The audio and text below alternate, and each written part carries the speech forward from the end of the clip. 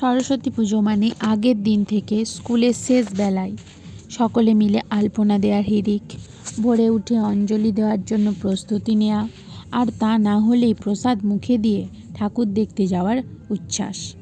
বসন্ত পঞ্চমীর এই দিনে বসন্তের রং হলুদে নিজেকে রাঙিয়ে নেওয়ার রীতি বাঙালির পুরনো। তাই এই সরস্বতী পুজোর দিন মানেই হলুদ পাঞ্জাবি কিংবা হলুদ শাড়িতে সেজে ওঠার পালা।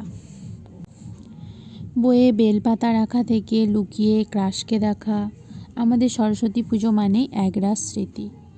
পুজোর আগের রাতে বইপত্র ঠাকুর ঘরে রেখে দিয়ে পড়াশোনায় অফিসিয়াল ছুটি নেওয়া, সেই দিনগুলো আর ফিরে আসবে না কখনোই। খিচুড়ি ভোগের সেই স্বাদ আর বন্ধুদের সাথে লাইন দিয়ে দাঁড়িয়ে থাকা, পুরনো বন্ধুদের সাথে নতুন করে আবার সেই হলুদ রঙের দিনগুলো ফিরে আসুক। আজও সেই পুরনো স্কুলের বারান্দায় স্মৃতিগুলো ঘোরাঘুরি করে।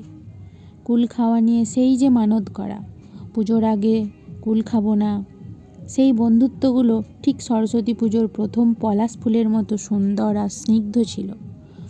সময় বদলেছে, সবাই বড় হয়েছি, কিন্তু সরস্বতী পুজোর সেই নস্টালজিয়া আজও সবাইকে একই সূত্রে বেঁধে রেখেছে।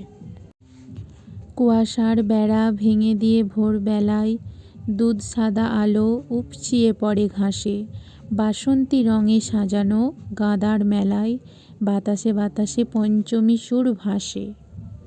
আমের শাখায় মুকুলেরা যায় ছেয়ে, রাঙা রোদ মেখে পলাশের কুঁড়ি ফোটে।